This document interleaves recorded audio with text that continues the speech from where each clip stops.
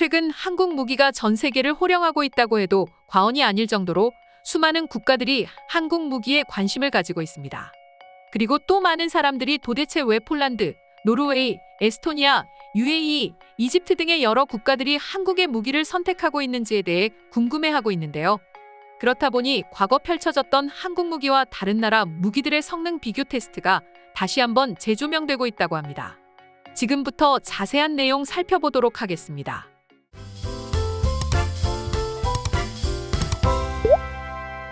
다들 아시다시피 얼마 전 폴란드와 에스토니아에는 한국의 자주포와 전차가 도착했죠. 무기를 수출하고 무기가 도입된 건 사실상 해당 나라를 비롯해 국경을 함께하는 인접국이 아니라면 그렇게 큰 관심사가 되지는 않습니다. 여러분들 또한 일본이 미국에서 헬기를 몇 대 도입했고 전차를 몇 대 도입했는지는 관심을 가질 수 있으시겠지만 저 멀리 있는 영국이 미국에게 전투기를 몇 대 샀는지 레이더를 도입했는지 별 관심 없으실 겁니다. 우리와 너무 멀기 때문이죠. 그런데 최근 폴란드에 당도한 우리 한국이 보낸 K2, K9 초도물량분에 관하여 수많은 국가들의 관심이 상당히 높습니다. 그 이유는 세계 최강의 전차 중 하나라 불리는 K2 전차와 K9 자주포가 예정 납기일보다 훨씬 빠르게 도착했기 때문입니다. 폴란드를 비롯해 동유럽 국가들은 현재 시간과의 전쟁이라고 해도 과언이 아닐 정도로 빠르게 자신들을 무장해줄 무기들이 필요했고 우리는 100% 그들의 조건에 부합했습니다. 하지만 그들의 만족도는 200%였습니다. 단순히 조건을 지킨 것도 모자라 훨씬 더 빨리 도달했기 때문이죠. 거기다 이미 한국 전차의 성능은 세계에서도 혀를 내두를 정도로 완벽했다 보니 저런 전차가 이렇게 빨리 도착했냐는 말을 하곤 합니다. 그러면서 동시에 외국인들은 다시 한번 한국 전차의 성능에 대해 관심을 가진다고 하는데요. 올해 초 1월에 있었던 K2 흑표 전차와 독일의 레오파르트2 전차의 주행 영상에도 관심이 쏟아졌습니다. 노르웨이 설원에서 진행된 두 전차의 주행 영상을 살펴보면 누가 봐도 우리 한국의 K2 흑표 전차가 독일의 레오파르트2 전차를 앞서는 모습을 보여주었습니다. 이는 노르웨이에서 열린 노르웨이 주력전차 사업의 동계 시험평가로 레나기지에서 한 테스트인데요. 적설량인 70cm 이상에 달하는 혹독한 환경에서 K2 전차의 시험평가를 진행한 평가입니다. 또한 레나기지는 오슬로에서 북쪽으로 약 140km 떨어진 산악지역에 있습니다. 또한 이날은 전차가 여러 개의 표적을 동시에 식별해 사격하는 시험을 했는데 K2 전차는 최소의 사격 횟수로 모든 표적을 명중시키며 레오파르트2와 마찬가지로 우수한 성적을 거뒀습니다. 그리고 이뿐만이 아니죠. K2 흑표 전차에는 한국형 120mm 55구경장 주포와 대전차 미사일 및 로켓탄 방호용 레이더, 그리고 다양한 능동방어 체계와 반응장갑, 120mm 포탄 자동장 전장치 등 최신 기술이 대거 집약돼 있습니다. 여기에 앞서 노르웨이에서 펼쳐진 레오파르트와의 속도전에서 봤듯이 굉장히 빠른 속도를 자랑합니다. 최고 속도는 시속 70km, 야지 속도 시속 50km로 가동된다는 장점도 가지고 있습니다. 주력 무기로는 120mm 55구경장 활강포가 장착되어 있어 화력면에서도 그 어떤 전차에도 전혀 꿀리지 않습니다. 실제로 K2 흑표 전차의 화력은 무려 800mm 두께의 장갑판을 관통할 수 있을 정도로 매우 강력하여 미국의 M1A2 에이브람스 전차, 독일의 레오파르트2 전차와 주로 비교가 되곤 하는데요. 4세대 전차인 우리 한국의 K2 흑표 전차는 네트워크 기반의 전장정보관리 시스템을 활용하여 전투 상황에서 적과 아군을 명확히 구분할 수 있고 그렇다 보니 정교한 작전을 수행할 수 있다는 점이 특징입니다. 이를 증명하듯 지난 5월 K2 흑표 전차는 캐나다 매체 하카스로부터 높은 평가를 받기도 했는데요. K2 흑표 전차는 전 세계 전투 현장에 투입되고 있는 전차 중 상위권을 차지하고 있을 정도로 매우 뛰어난 활약을 펼치고 있습니다. 속도전이나 화력, 정확도 모든 면에서 이렇게 뛰어난 활약을 펼치고 있다 보니 K2 전차는 폴란드를 비롯해 수많은 국가에서 관심을 가지고 있는 명품 중에 명품 무기로 인정받고 있는데요. K2 전차뿐만 아니라 방위산업 전반적인 분야에서 한국은 고평가를 받고 있습니다. 최근에는 미국의 CNN이 한국의 무기를 집중 조명하기도 했었죠. 지난 11월 26일 미국 CNN은 지난 9월 열린 대한민국 방위산업 전시회인 DX코리아 2022에 관한 기사를 내보냈습니다. 당시 24개국 이상의 군 관계자를 포함하여 2,000명의 청중을 대상으로 열린 이 전시회는 CNN을 비롯해 수많은 국가 군 관계자들의 눈과 귀를 사로잡아 버렸습니다.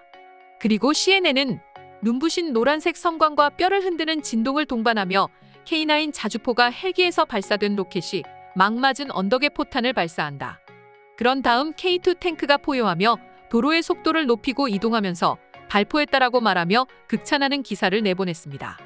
그러면서 한국 무기 산업의 발전에 대해 이야기했는데요. 한국의 무기 수출은 최근 몇 년 사이 꽃을 피웠지만 한국은 북한과의 대치 속에서 방위 산업에 박차를 가하여 수십 년 동안 꾸준히 무기 산업 강국의 길을 닦아왔습니다. SIPRI에 따르면 2020년 기준 한국의 군비 지출은 국내 총생산의 2.8%를 차지했으며 이는 많은 미국 동맹국들이 최소로 간주하는 2% 기준을 훨씬 웃도는 수치인데요. 한국은 엄밀히 말하면 전쟁이 종식된 것이 아니죠. 여전히 휴전 상태입니다. 이후 휴전 협정 후 처음 수십 년 동안 한국은 국방을 미국 무기에 크게 의존했습니다. 그러다 미국이 베트남 전쟁 및 소련과의 냉전에 정신이 팔려있던 1970년대가 되면서 상황이 바뀌기 시작했다고 CNN은 말했습니다. 또한 한국개발연구원에 따르면 한국은 자주국방에 더욱 심혈을 기울이기 시작했고 M16 소총 생산을 위한 공장을 짓는 데에 미국의 군사원 조금 4,200만 달러를 투자했습니다. 2014년 발간된 KDI 보고서에 따르면 한국은 2010년 말까지 국방과학연구소의 지휘 아래 모든 기초 무기를 만드는 데 성공했습니다.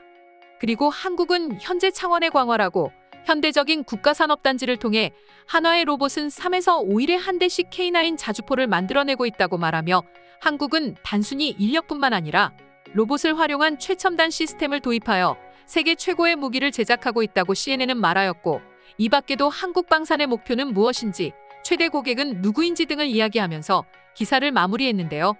이처럼 현재 전 세계가 한국의 무기 성능에 대해서 또 어떻게 성장할 수 있었는지 그 역사까지 관심을 갖고 있습니다.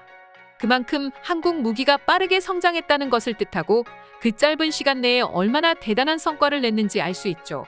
더구나 성장은 멈추지 않고 한국의 방산 시장은 점점 커져가고 있으니 외국인들로서는 관심을 안 가질래야 안 가질 수가 없어 보이는데요.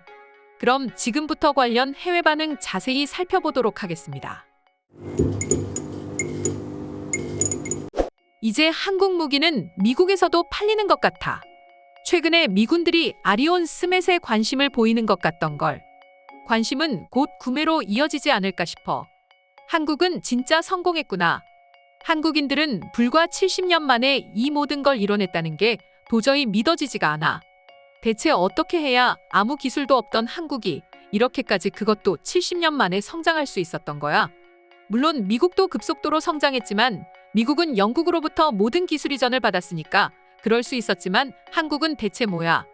한국은 러시아와의 불곰 사업의 영향이 매우 컸을 것입니다. 그래서 내가 알기로 90년부터 갑자기 한국의 무기 산업이 발달했다고 들었어요. 한국은 그때 러시아가 돈을 갚지 않은 게 신의 한 수였던 거네. 그리고 꽤 많은 국가들이 오히려 이 덕분에 저렴하게 무기를 조달할 수 있어서 좋고 말이야. 난 그런데 궁금해. 한국은 무기를 싸게 팔잖아. 과연 남는 게 있는 거야?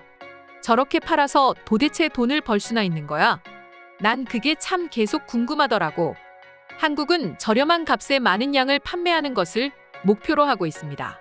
또한 저런 식으로 인지도를 쌓다 보면 사람들은 한국 무기를 신뢰합니다. 그럼 결국 재구매까지 이뤄질 수 있어요. 에스토니아처럼 말입니다. K2 전차와 K9 자주포가 저렇게 빨리 도착했다니 말문이 턱 막히는 수준이다. 한국은 빨라도 너무 빠르다. 개발도 빠르고 배송도 빠르고 모든 게 빨라. 이건 말이 안 돼. 정말이야. 한국과 일을 하는 건 언제나 즐거운 것 같아요. 몇 년 전에도 얼마 전에도 일을 한 적이 있는데 정말 즐거웠어요. 한국인들의 일처리 속도는 언제나 놀랍거든요. 오늘은 또 어떤 나라의 한국 무기가 도착할까? 요즘 한국 무기 소식이 계속 들려서 궁금하다. 얼마 전에는 폴란드와 에스토니아가 동시에 도착했다고 하던 걸.